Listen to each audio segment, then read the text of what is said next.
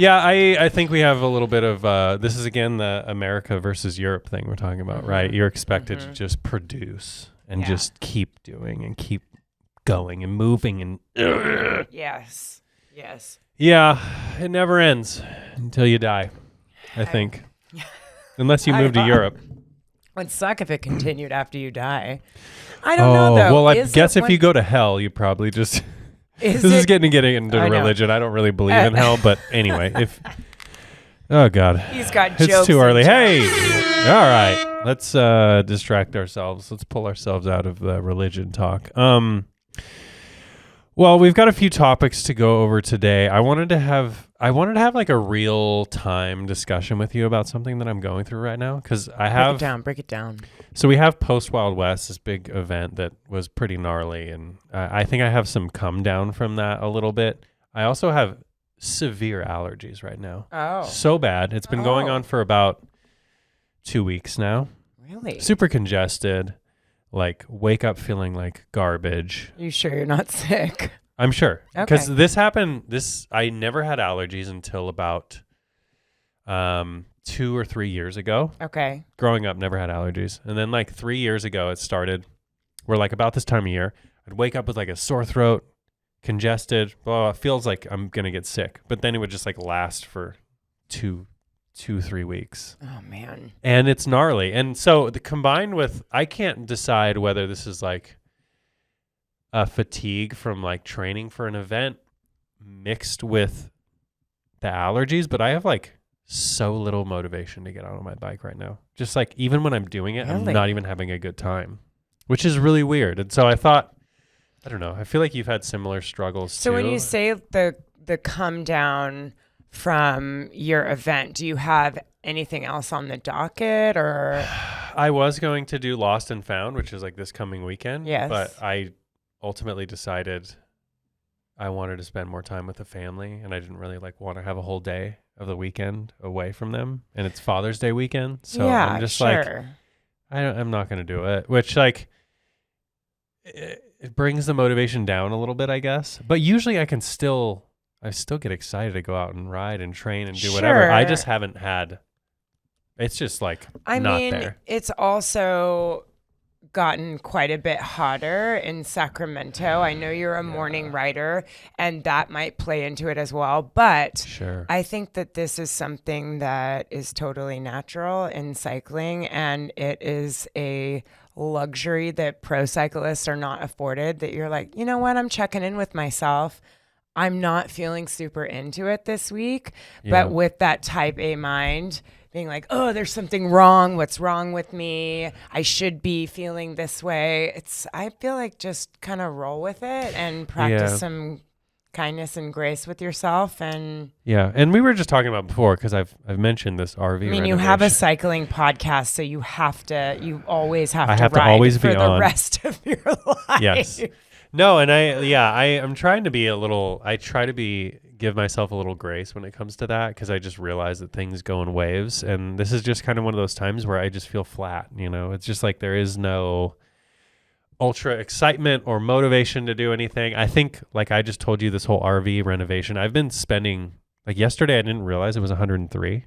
Yes. I was inside an RV, like sweating my ass off, painting the inside of an RV, like inhaling paint fumes, and it's a ton of physical work. So I've been spending about half of my week dedicated to that. And I think that's taken a lot of, in addition to having these allergies, any energy I have is like put into that. And so I'm just like, it sounds like you're tired. I might be tired. Breaking news. I think you might be tired. Yeah. Yeah, you're tired. I think you're right. Discovery. And we solved it. Solved. You're tired. Okay. I feel the opposite right now. I feel really good on the bike right now. I've been spending more time on the bike. And this week in particular, I leave on Sunday for Italy, and training's been going Italy. I'm going to Italy. And this week I'm on the grind because so many things happened with work, and I'm working 10 to 12-hour days, and I'm tired. Yeah. So at the end of the day, I'm not failing. It's only been 2 days now since I've been on my bike, but I'm trying to figure out when I can get on my bike this week. I also need to pack it down because breaking news, I don't know if you follow me on Instagram or watch my stories. Oh, yes. We've got some unfortunate news. Yeah. My bike is done ski. One of my bikes, the bike I was taking to Italy specifically. It's bad. It's real. That's real bad. Well, okay, let's talk about what happened.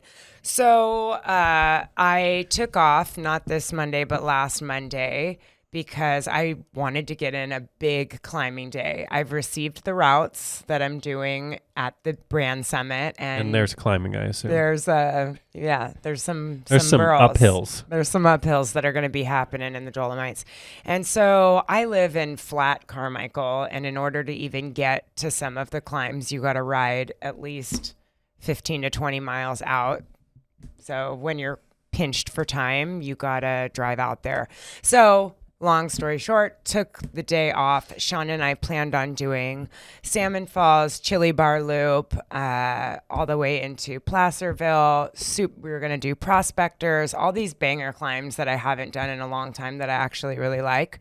Yeah. We are 10 miles in on Salmon Falls, and I felt that my cleat was just off. Like I felt like my toe was pointed too far outward away from the bike, so it was creating some tension on my new ligament on the inside of my knee. So I said, hey, let's pull over at the Rhino. If you ride up in that area, you know what the Rhino is. Yes.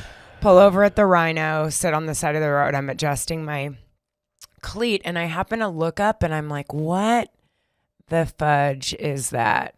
And I look closer, and it is a crack through my bike frame, specifically in the seat stay, that is clean through. It's like you don't have to be any sort of genius or bike literate at all to understand it's so broken. It's very broken. In fact, I'm so lucky that us like bombing down that first descent, and I hit some potholes, that my bike didn't explode into pieces and I went flying. If you were any bigger of a human, I would have. And you could tell that the crack happened and then that there was pressure on it. And I've done at least, I mean, I don't know when that happened. I have a suspicion, but I don't, there's not been a crash. Yeah. Who knows? Who knows what happened? It's a mystery. But the reason why this is happening is because I'm going to Italy. I knew it was going to be something. It was going to happen. She's going to fall. Something's going to happen to kind of disrupt the trip. Yeah. So that is a bummer. Knowing that I only have a week and some change, I knew that it was going to be very challenging to secure another bike frame. It is also right in time with Trek's new launch. So there's no more, there's not a ton of Amonda frames available because they're going to do this new release in time for the Tour de France, right? Yeah. So I start calling in big favors. I write all my contacts at Trek. I'm like, this happened. I'm going on this big trip. Is there anything that can be done? Yeah. So it's going to end up being a blessing in disguise. They are hands down the most wonderful company to be in relationship with for me. Yeah. They take such good care of me. You would think I was a pro cyclist. They really appreciate my enthusiasm for the brand. I sell a lot of bikes. Yeah. And I talk to people about bikes all the time on social media. And they're just a wonderful group of people. I love to hear that, though, because everybody, we all have our opinions about bikes and bike brands. And they, some of these, especially like Trek and Specialized and these bigger companies, they get a bad rap because they're just so huge, and it's hard to take care of everybody. But like everybody has their own situation and they have their own experience. And like Trek they see the value in their relationship with you, and they've really fostered this relationship. And so like, it's awesome that they are taking charge and like really making sure you're getting back up on the bike. Like, aside the fact they have a lifetime warranty guarantee on their bike. So whether I was an ambassador or not, I would be getting a new frame. Yeah. So I'm just really appreciative. They're on top of it. So if you got a trek bike and something ever happens, they got your back. So yeah, I will be getting a upgrade. Can't talk too much about it right now. We're going to keep it on the hush hush. We'll bring it because we do have the YouTube going. Some of you are just listening via audio, but we do have all the YouTube videos. But we will make sure once you get that bike, we'll bring it in here and show folks. Yeah, it's gonna be really, really exciting. Well, yeah, all the bikes that they get. So happy accident. Timing's bad. So your girl's bringing the Madone. I'm bringing the Madone to the Dolomites. The advantage of that is due to the fact that the Madone is a bit more aero.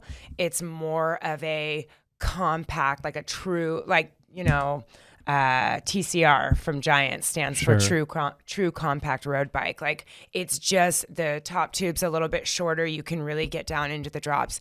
So I'm pretty comfortable on that bike. I'm super comfortable on that bike. Oh, so yeah. And I mean, I think you mentioned recently that you rode on that thing randomly and you remembered how much you loved that bike. So, I mean, it's not all bad. Yeah. So. I love it. So it'll be fine. It'll be fine. And some things happen for a reason and some things don't. Like, shit just happens. Yeah. Shit happens. Now, are they sending you frame? Like, they just sending you the frame and you're going to put that all on your original components, or are you getting a complete bike? What's the situation? So they're going to give me the frame. Yeah. And then my existing relationship with Trek Roseville, shout out to RJ, because he is the manager out there and he's so rad. He takes such good care of me. He is going to upgrade any components that I need. Nice. So I was like, that might be expensive, and he's like, we got you. You know the right people. Well, again, I send a lot of people in there. Yeah, I send a lot of people in there. No, so I believe it. And they're just they're rad. So it's okay. Cool. It's okay. Yeah, you're gonna be all right. You're gonna have a bike. Gonna be okay. You're gonna have a bike, and you're gonna be exploring some gorgeous places. I just posted my story. My wife posted a photo of when her and I went to Italy. Yeah, I saw that before we had children. I saw that. I wanted to pull up the routes that I'm going to be doing. Yeah, let's get a little while I'm there. Let's get a little info. Let's get a little. I don't know. Also, while I look for this picture, I don't know if any of you dialed in. The new Netflix series, the second season of Tour de France Unchained, came out yesterday. Saw that. Yeah, we watched. There's been a lot of good content coming out lately. Super great second season. Is it good? It's wonderful. Focusing on some of the riders that they did in the previous season, obviously, Pagacha and Vindigo, and it's it's good so far. I love that series. Got a lot of people really excited. I love how much good content is coming out. The second video, so the Unbound video came out for the Lifetime series too, and that was good. Oh, rad. Really good. Yes. And the drama behind the women's race was dope too, just to see, because they had a full pack finish, so to watch that, like, the race develop. And then of course, like, Lachlan's win, which Lachlan, we got to get you on the pod. It's great. That whole Lifetime series, they're killing it. They really are. I mean, for the 48 hours after the race, they have a full produced, like, dope as shit video. I'm like, they got a full fucking team. Oh yeah. I can't imagine the amount of money they're putting into that series. Well, I mean, it's essentially the Tour de France of gravel bike races. So Tour de Gravel. Tour de Gravel. Yeah. So all right. So day 1, I am doing the Tre Sassi loop. It is 58 kilometers with 1520. Not too bad. 2 climbs. It looks like the main climb, pardon my pronunciation, Passo Valparola, average grade of 15.9% with 13.7 kilometers. So that's roughly about, 32, 34 miles. 5.9%, not 15. Oh, yeah. Sorry. I was going to be like 15. 5.9%. Not bad. Then there's another one, Paso Campolongo, 3.9 kilometers with 5.7%. That's doable for me. So doing this little loop. That's the first one. Yep. That's the first ride. Second ride, 67 kilometers, 1,900 meters of climbing. This is the Celaranda loop with the Paso, same Campolongo, but 7.2% average grade. This one is Paso Pordoy, 7%, 9.2 kilometers. There's some climbing. Paso Celo, 6.1 kilometers, 7.6. And then Paso Gardenia. And then the last day, which is the big boyer day, we're going to do 112 kilometers with 2,450 meters. Don't even try pronouncing that one. I know. Erb or Ursak. Yeah. Mm-hmm. Yeah. So couple of big uns. That day is going to be about over 8,000 feet of climbing. So it ramps up. Yeah. Girl, you got to get on your nutrition. We got to get you.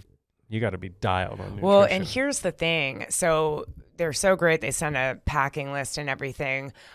There is going to be a support vehicle, but they did say, hey, you're responsible for your nutrition on the bike. And I'm thinking, wait, is there bike shops around there? I need to buy electrolytes. So thankfully Damien from Cranked hooked me up with some, but I can't bring 500 pounds of electrolytes in my bag. Yeah. I don't also know in terms of crossing the border with food products, what's okay. I guess sealed bags will be okay. Yeah. And as long as it's in your checked bags, you should be good. Yeah. It'll be in my checked bag. Yeah. And you're fine.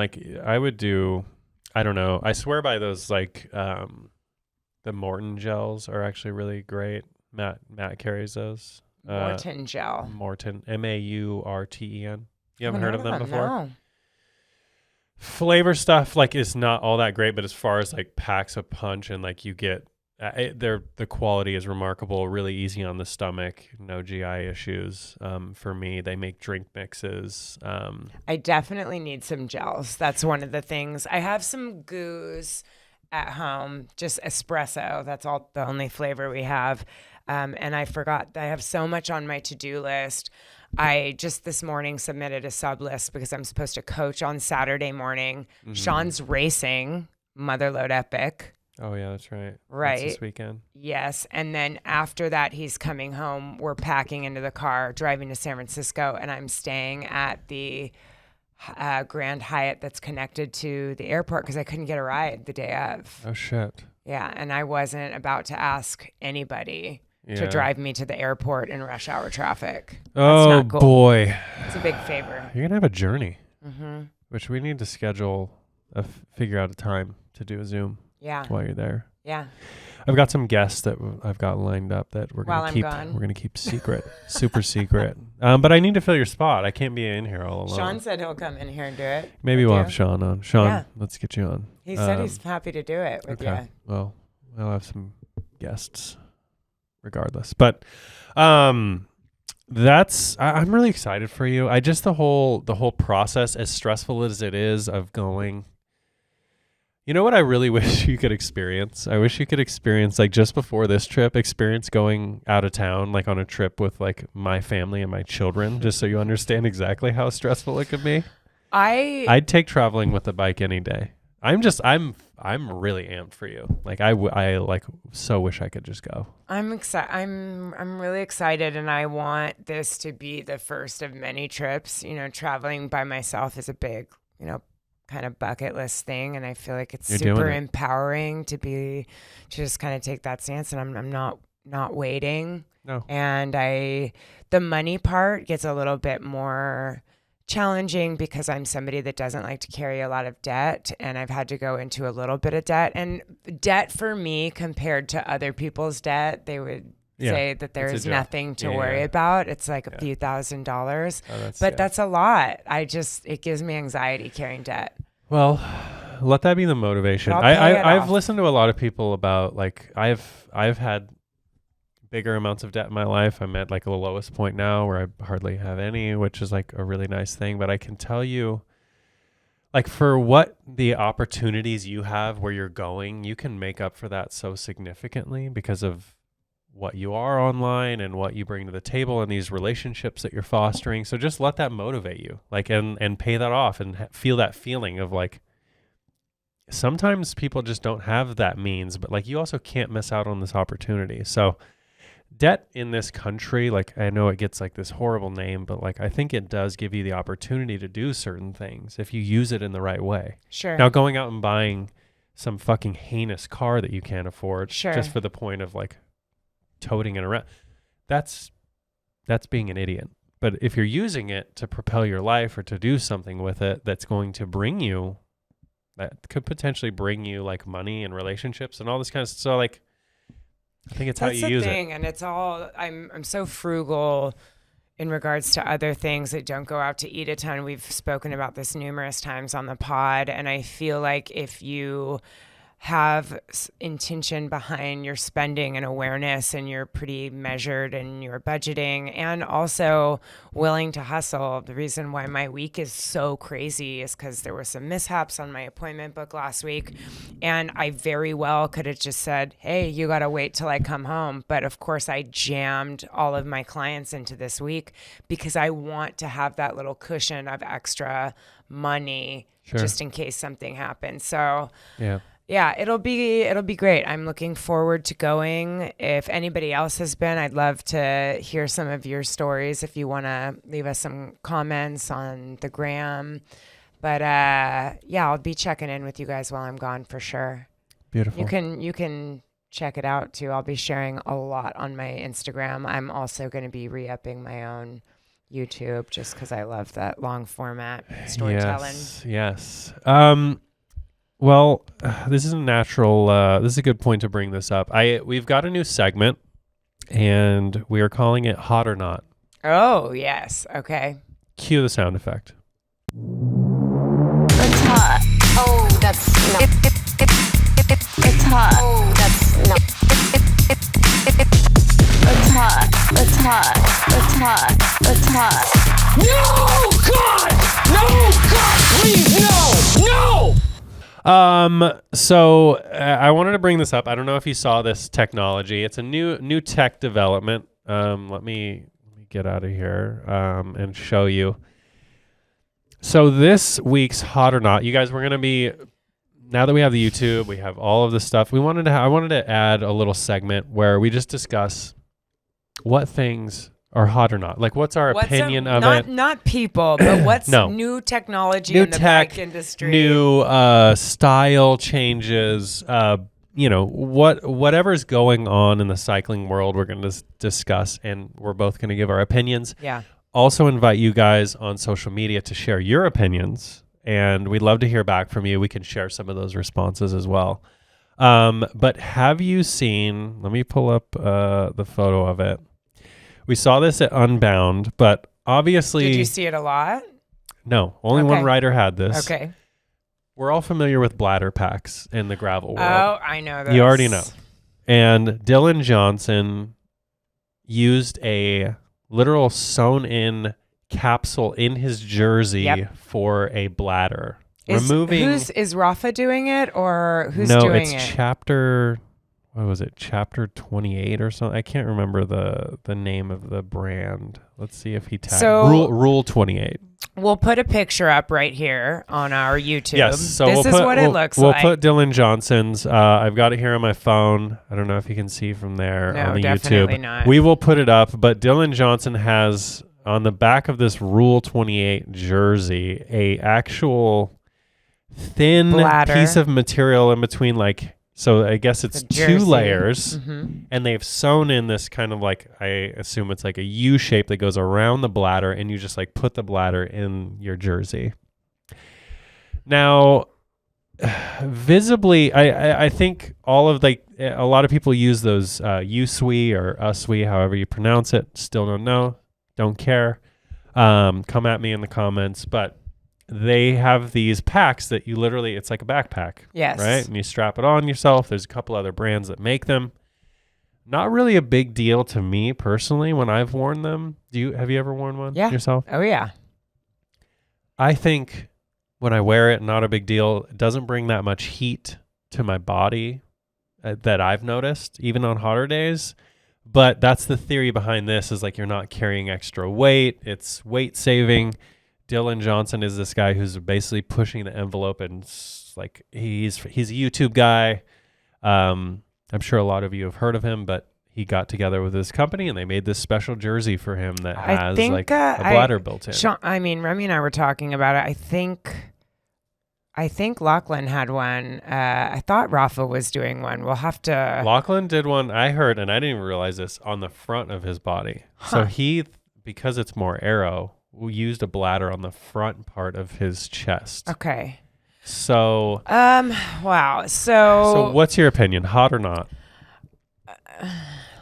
And we can have you can say your opinion and then back it up with whatever justification. Well, here's the thing. Like, it seems like it would be functional and nice to not have those extra straps. I personally loathe carrying anything on my back.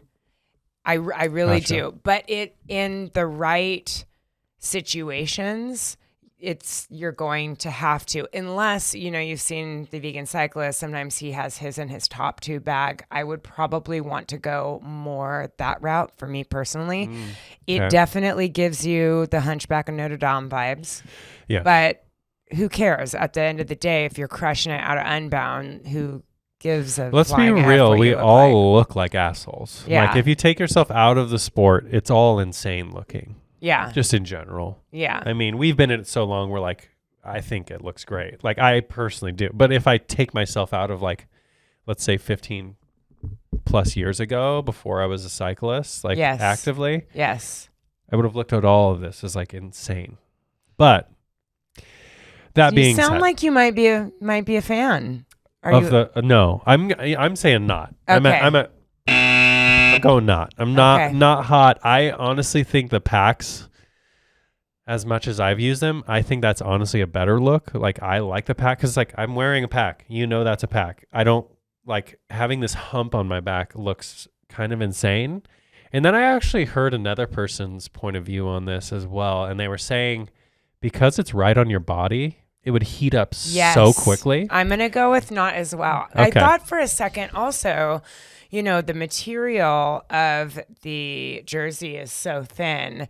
If you're riding in hot temperatures, the elements are going to have access to that. It's just going to heat up I honestly that water. think it might make you significantly hotter.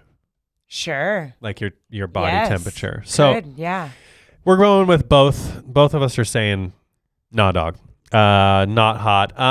But also, I wouldn't clown you. We're not hating on it. I honestly got to say, Dylan Johnson, props. Like that guy is pushing the envelope. He's rocking like what's the size tires he's fucking using? He's using mountain bike tires. Yeah, 55 millimeter or whatever. He's got every bit of technology change that you can imagine. That dude is pushing the envelope, and it's cool to see. We're talking about it. We're talking about this bladder pack that's like this new fangled thing. Yeah. I'm all about pushing the envelope.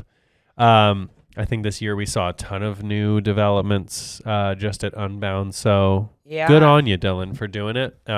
It's cool. I think the sport needs new and exciting shit to talk about. So we're not gonna give it the coveted hot status, but Yep. So here is Rafa's suit. It's called the Bolero suit. We've got a development. Yep. See, it is. So the Bolero suit, a skin suit with a room for a hydration bladder. Lachlan Morton, Keegan Swenson, and Sarah Sturm helped adapt a World Tour Aero skin suit to the demands of modern gravel racing, debuting at Unbound Gravel. The hottest new trend in gravel, where speed is increasingly meeting the discipline's more adventurous roots, is clothing with hydration integrations. And the latest brand to get involved is Rafa. Yeah, so Rafa does have one. They've got one. We're just behind the ball. You guys, we're so late. We're 2000 and late. I mean, that one... That one goes low. It looks. Oh, maybe that just goes to the bottom of it. So yeah, I mean, I think the packs myself, I'm actually a fan of the look of them. I don't, and honestly, I had to shed a vest one time because it got hot. I guess this was and you put it in the pack. I put it in the pack, and it has like this little small pocket that's maybe meant for a cell phone. I fit my whole oh no, it wasn't even, it was a actual thermal long sleeve jersey. I was like, no way is this going to fit in there. It fucking fit. I fit it in there. And so, yeah, I don't know. I think there's a purpose of those. I mean, again, I'm not a world tour / top tier gravel pro, but I don't mind the pack look. I think the pack, you could style a pack. You could put some sweet ass patches on it or something, some pins. Who knows? Pins are probably dangerous with it being liquid inside there, but you know, tell us your thoughts. Yeah, what do you guys think? Whether it's YouTube comments or on social, let us know. Let us know what you think. Anyway, I did want to talk briefly about our previous guest as well. Oh yeah, what a babe! What a get! What a great dude. So it was really cool to chat with Pete Stetina. I mean, shocked that we got him on the show. You guys were doing something right over here, I guess. We're doing something right because we're getting some big name guests. I'd love to hear what you guys thought about having Pete on the show. I did see he was just on Adventure Stash too. He had the same background, rocking the same look, and I was like, man, I wonder if he did that podcast the same day as ours. But lines up all the pods. Yeah, lines up all the big names. You know the big names in podcasting, BIKEMINDED, Adventure Stash. You know all the biggies. But absolutely, it was fun. It was fun to chat with him.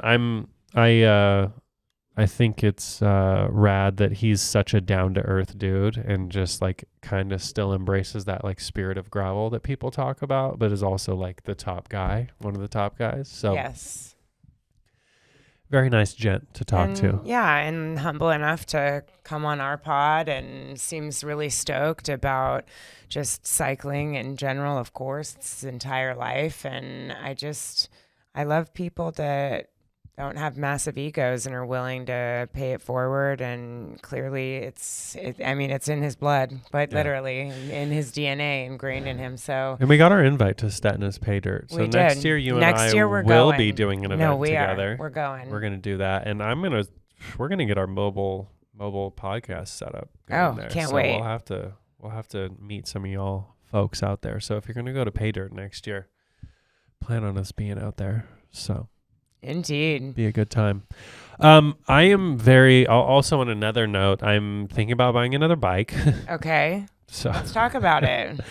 Currently, for our listeners that don't know, you have your road bike, you have your cross bike, and you have your gravel bike, correct? And your mountain bike. No, I don't have a gravel bike yet. I just have the TCX, which is my cross bike. Okay. It's meant to be a cross bike. That's what you rode at Wild West? Yes. Got it. Wiki okay. Wild Wild West. Yeah. So that's what I rode. I adapted it. I run the mullet setup. So the mountain bike derailleur on the rear and Eagle axis. No, Is it Eagle? Or are you at Shimano? I'm a Shimano. Oh, that's right. But I am with this development of getting a new gravel bike, maybe going with a SRAM setup. So we'll consider. I can actually get your opinions on some of that here in a second. But so I have the Canyon for road. I have the Canyon Aero. I have the Canyon Lux for the mountain XC, and then I have my cyclocross bikes, my TCX, which, like I said, I've adapted it for gravel. It's fine on gravel. Has a small little baby rotor in the rear, which does not stop very well, i.e. my Wild West story in which I crashed my brains out. Anyway, we won't go into that anymore. So, can I guess? Yeah, go So ahead. you are thinking of getting a gravel bike? Yes. Like I said. What are we looking at? Canyon? Yes. Yeah. Yes. The issues I'm having is deciding which one to get. Okay. Right now, Canyon has a Grizzle, which is an adventure bike Yes. with big ass wide tire clearance. It can fit like 50s Right. or probably a little bit bigger. Yeah. It's a little heavier. It's not as aggressive of like a race bike, which, you know, I'm kind of a race guy. Yeah. As much as I claim I'm not a race guy, I like racing. Yeah. So, but they have some lighter versions of that bike. I also think to myself, like, do I really need a race bike when it's however many gazillion miles? Like, all these gravel races are fucking 100 miles, 200 miles. It's insane. So to be on a race geometry for that long seems a little lofty. Anyways, so there's that Grizzle. I would probably bring my NV wheels and just transfer that over to my gravel setup during like the gravel season, and then bring it back over on the cyclocross bike. So don't necessarily need anything with super light wheels. So there's the Grizzle line, and then there's the Grail line, which is like what Pete races. Race bike has like a. Is this really a debate? Because I already know what you're gonna get. There's not much of a debate. You're gonna go, yeah. The Grail is sweet, super lightweight, has this integrated triangle bag that like snaps into it with this fit lock system. And so it has like a little side zipper that you can throw like snacks and fucking all your shit. Has in-frame storage with like, you know, pump, CO2s, all that kind of shit. Little drawstring thing, you pull it out. What else does it have? On the high end one, it has like a literal, so it has this like ergo bar that's like pretty cool. One piece bar stem situation with like this little track in the front of it. So it's an integrated bar and stem combo? Yes, with like a little track in the front that like you can put a computer mount in. You can actually do like a the tri setup with like the little like arrow fucking shit. Like that's a whole thing that you just like literally mount into that track. So has all these accessories, cool shit you can do with it. What's MSRP on that, buddy? So if I want to go the SRAM route with like the ETAP, I think it's SRAM Rival ETAP. Okay. Which is like their like lower end, but it's also like an ETAP. I don't know if Rival is below Force or I think Force. it is. Rival might be. It's like their first axis. Okay. And then I'm sure you can get upgrades. Yeah. You can go all the way. Like Pete definitely has red. Well, yeah, you can get the Grail at the top end, which is like 7K for that one, which has like all the crazy shit. Right. They have a Grail that comes with Zip 303s with, I think it has Force, and that one's 5,500. Okay. And then, I like Force. I mean, that's what I have on my checkpoint. It's fine. Never used any SRAM products, so I don't really know. I just know that for gravel, SRAM is kind of the go-to because you can get these big like 1x setups that are way more range versus like the Shimano options. That's what I've got the mullet build on my So checkpoint. my real question at this point is how much money do you want to spend? Because I would go with maybe it would be nice to get that $5,500 one because then it has the zips already on it. I don't need to like swap wheels back and forth. It's just like ready to go.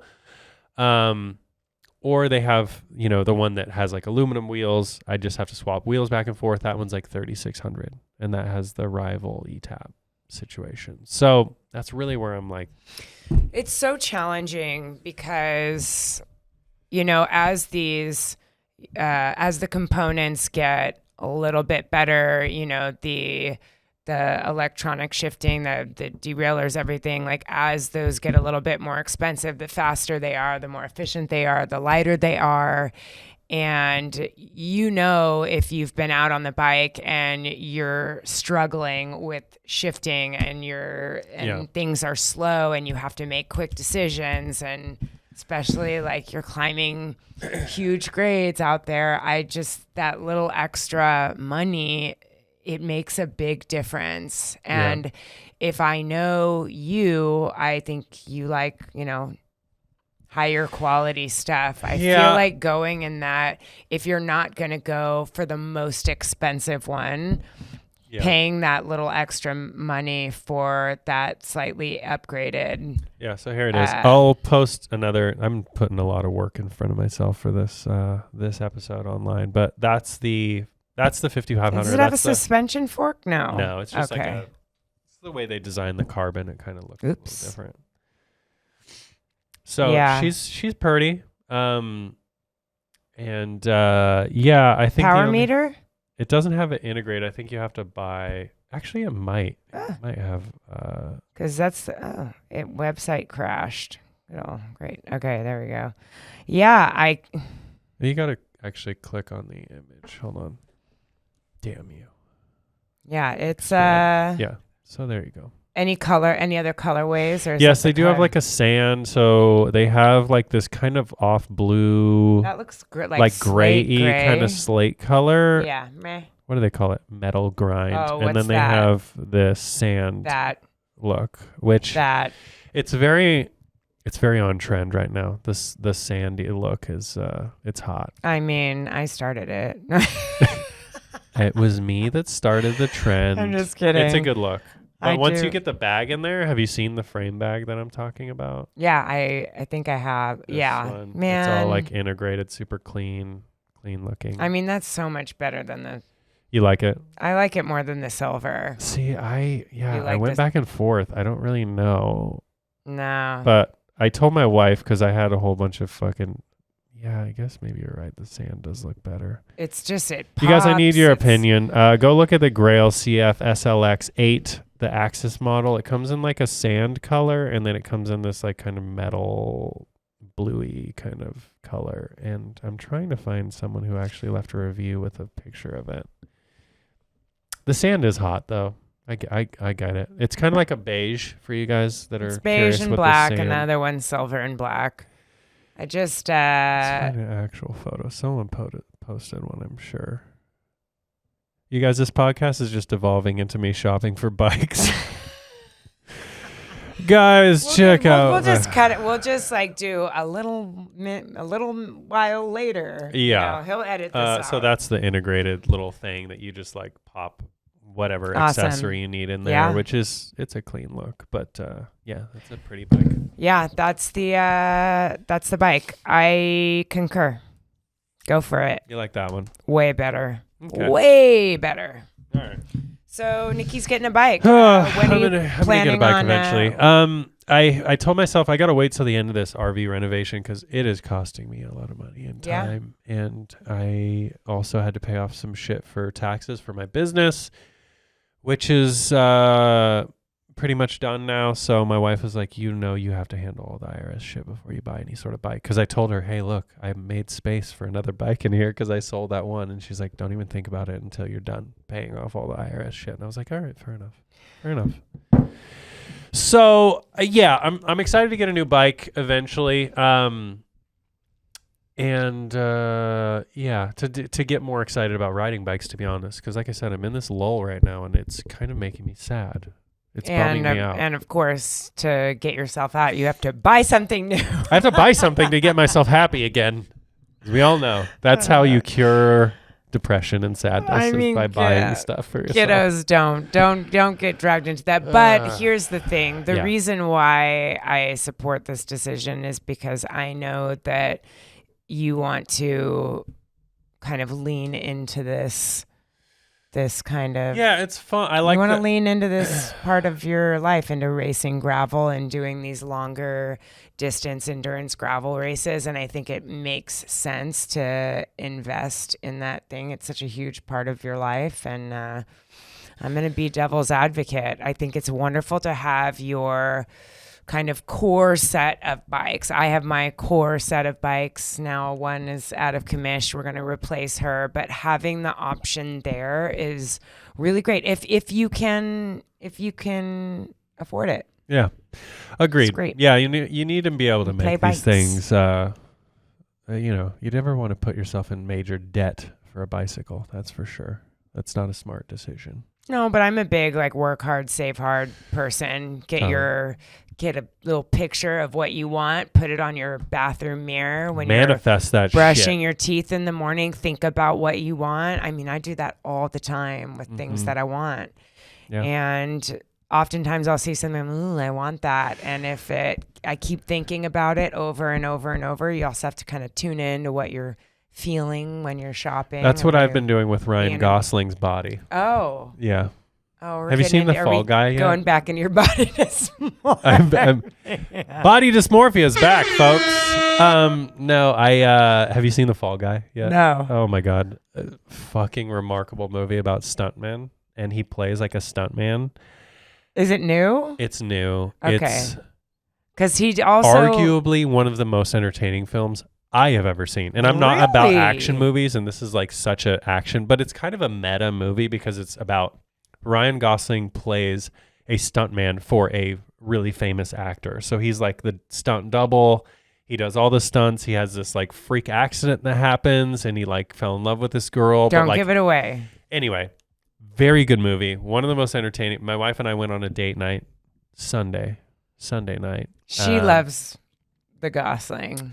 I mean, who doesn't like the Gosling? But he has the most fucking ridiculous body I've ever seen. It's chef's kiss. It's ridiculous. Whoa.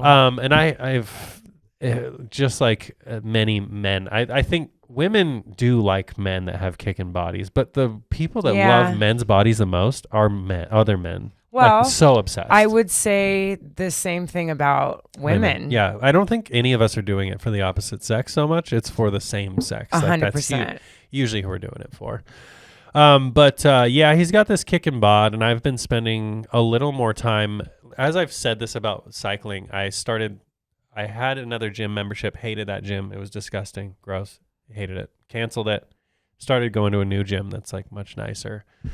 And have been spending more time in the gym, which I'm sure you guys can notice in the video. My arms are huge, and I'm just super big and yoked now.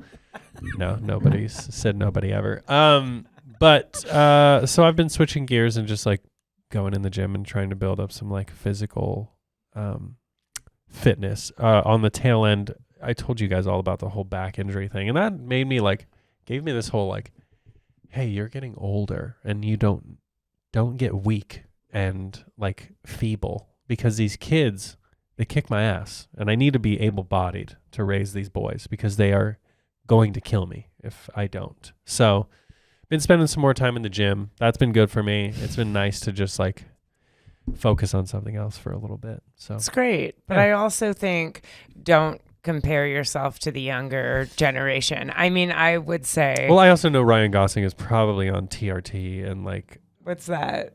Testosterone replacement therapy. He's on testosterone. He's probably on fucking what's he's the on other the juice. On the juice. He's probably on all the things. So like it's weird to compare. Of course, I don't think I'm going to be fucking Ryan. I'm not going to have Ryan Gosling's body. You could.